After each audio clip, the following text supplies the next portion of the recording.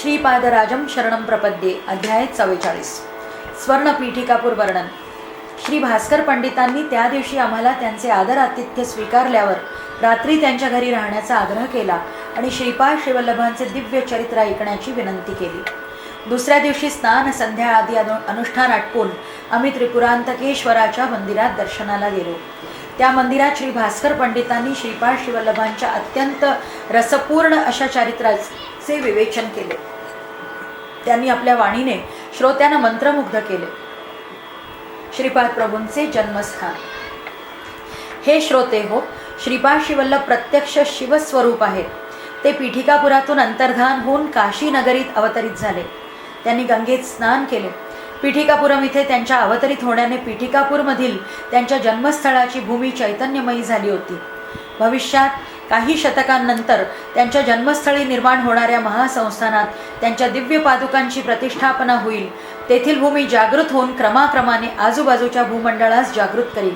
या जागृतीनंतर प्रदेशातील जनसमुदाय पीठापुरमच्या परिसरातील दिव्य आकर्षण शक्तीने आकर्षित होईल.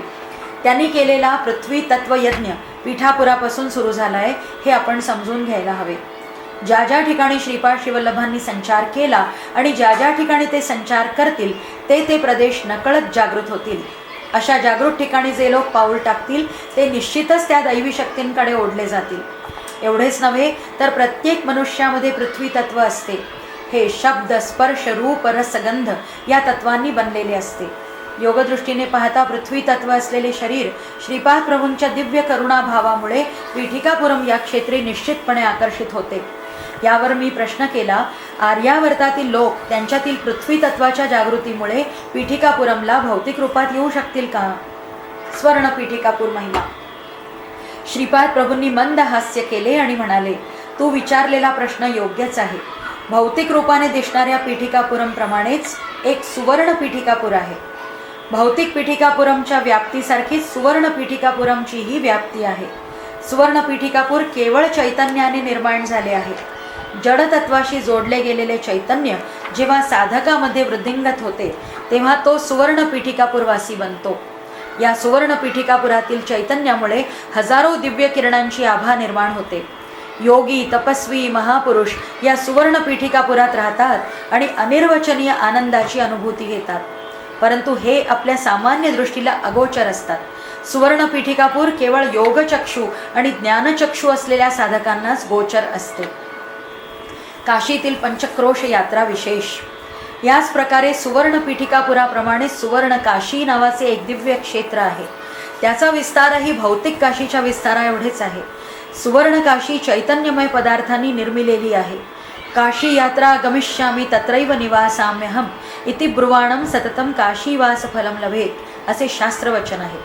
मी काशीला जात आहे आणि तिथेच राहण्याचा विचार आहे सतत असे म्हणणाऱ्यालाही काशीवासाचे फळ प्राप्त होते. सुवर्ण काशीत निवास करण्यासाठी आणि काशी विश्वेश्वराच्या दर्शनासाठी प्रत्येकाने त्यांचे निरंतर मोठ्या श्रद्धाभावाने चिंतन केले पाहिजे. तुझ्या अन्नमय कोशाशी संबंधित असलेले एक भौतिक पीठिकापूर आहे, तशीच एक भौतिक काशी सुद्धा आहे. प्राणमय कोशाशी संबंधित एक पीठिकापूर आहे, तशीच एक तसाच एक प्राणमय पीठिकापूर देखील आहे.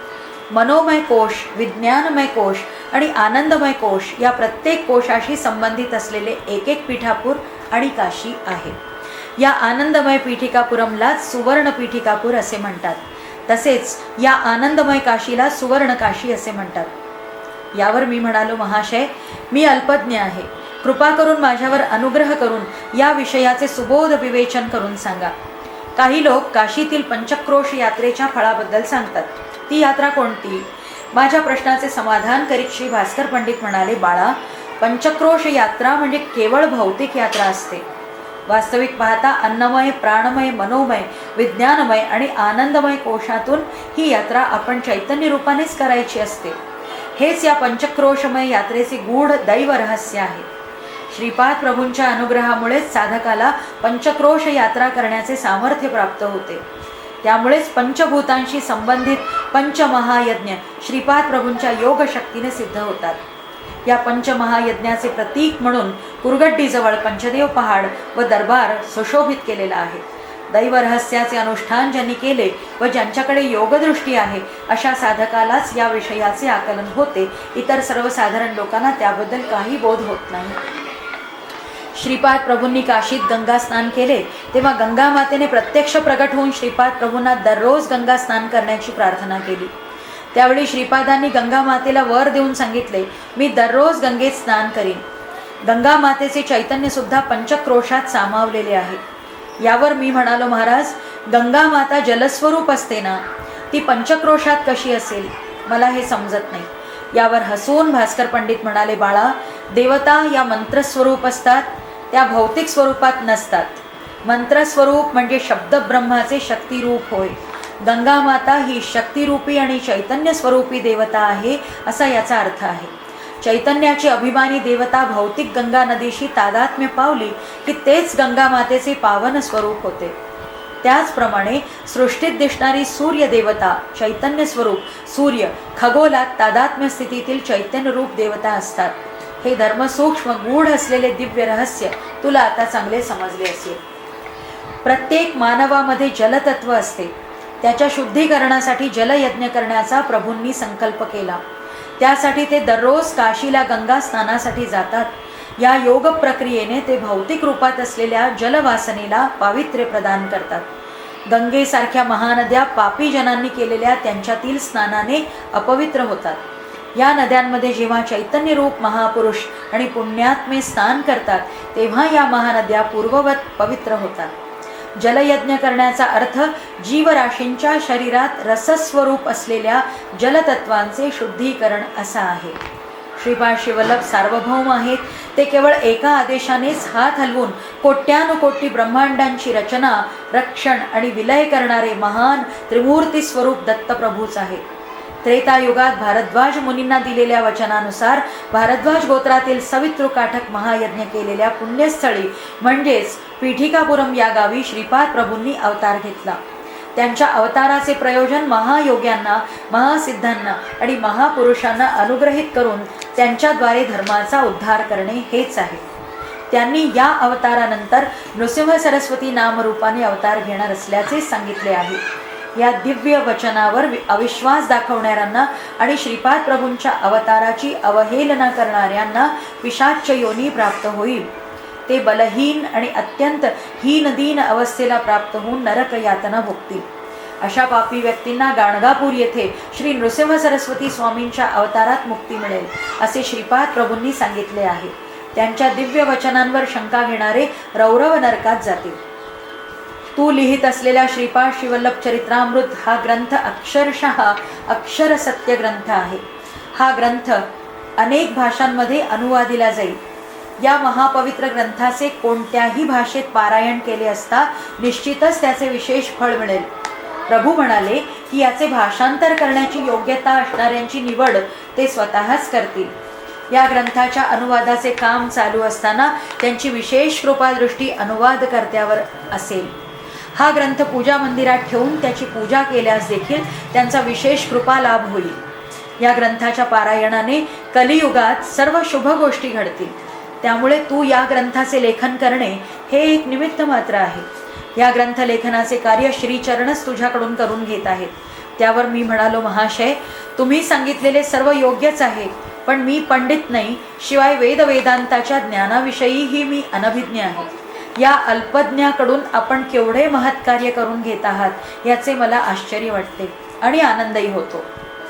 यावर भास्कर पंडित म्हणाले, खरे तर अशी धारणा आहे की निषिद्ध पदार्थांनी रोग बळावतात, परंतु आश्चर्य असे आहे की अद्भुत महत्कार्यांचे निर्वहन काही न येणाऱ्या सामान्य अनभिज्ञ व्यक्तीकडून करून घेणे हेच दत्तविधान आहे. हाच श्रीपाद प्रभूंचा नित्य विनोदी स्वभाव आहे आणि हेच त्यांच्या दिव्य शक्तीचे निदर्शनही आहे. एके दिवशी एक संन्यासी पीठिकापुरममधील कुक्कुटेश्वराच्या मंदिरात आले. त्यावेळी श्रीपाद श्रीवल्लभ हे वयाने बरेच लहान होते. श्री नरसिंह वर्मा आणि श्री व्यंकटप्पय्या श्रेष्ठी बालक श्रीपाद श्रीवल्लभांना घेऊन घोडागाडीतून कुक्कुटेश्वराच्या मंदिरात आले. त्यावेळी ते संन्यासी स्वयंभू दत्त मंदिरात ध्यानावस्थेत बसले होते. अचानक श्रीपाद प्रभूंनी श्रेष्ठींना विचारले, आजोबा, या कोळ्याला तुम्ही इथे का येऊ दिले? नरसिंहवर्मांनी श्रीपादांना हळू आवाजात म्हटले, कृष्णा, असे बोलू नये बेटा, ते संन्यासी आहेत, त्यांना राग आला तर ते आपल्याला शाप देतील. श्रीपाद म्हणाले, अच्छा, म्हणजे कोळ्याला देखील राग येतो? तर मासे पकडून मासे खाणाऱ्या आणि ज्याच्या अंगाला माशांचा वास येतो त्याला कोळ्याऐवजी संन्यासी म्हणावे का? श्रीपादांमध्ये लोकांना चिथावणी देण्याची प्रवृत्ती होती. तेवढ्यात त्या संन्याशाने डोळे उघडले. त्याच्या अंगाला माशांचा वास येत आहे हे त्या संन्याशाला समजले. ते खरेखुरे संन्यासी होते. ते मत्स्य अवतारातील श्री विष्णूंचा विचार करीत होते. याला योगदृष्ट्या काही अर्थ आहे का, असा त्यांनी विचार केला. तेव्हा श्रीपाद प्रभू म्हणाले, स्वामी, तुमच्या कमंडलूमध्ये छोटे छोटे मासे आहेत. पहा किती आनंदाने ते वेगवेगळ्या दिशांमध्ये विहरत आहे. संन्याशावर विशेष अनुग्रह. या सर्व प्रकारामुळे तो संन्यासी बुचकळ्यात पडला. श्रीपादांनी हेतुपुरस्सर त्या संन्याशांच्या डोळ्यात पाहिले. नंतर ते संन्यासी अंतर्मुख झाले. त्यांना योगदृष्टी प्राप्त होऊन त्यांच्या शरीरातील विविध रक्तनलिकेतील लहान लहान पेशी, कण सुद्धा मत्स्याकार असल्याचे त्यांना जाणवले. त्या रक्तपेशी विविध प्रकारच्या अनुभूती उत्पन्न करीत होत्या. या मत्स्याकृती पेशींमुळेच नाकात वास येत होता असे त्यांच्या लक्षात आले. त्याचप्रमाणे ज्या लहान रक्तपेशींमुळे चवीचे ज्ञान होते त्याही मत्स्याकार असल्याचे त्यांना जाणवले. ओ हो, मत्स्यावतार प्रक्रिया म्हणतात ती हीच की काय, असे आश्चर्यचकित होऊन त्या संन्याशाने विचारले. मूलाधारात स्थित सुगंध ओळखणाऱ्या सूक्ष्म पेशींविषयी ज्ञान प्राप्त झाल्यास त्या व्यक्तीला जगातील गंधावर नियंत्रण ठेवता येणे शक्य होते.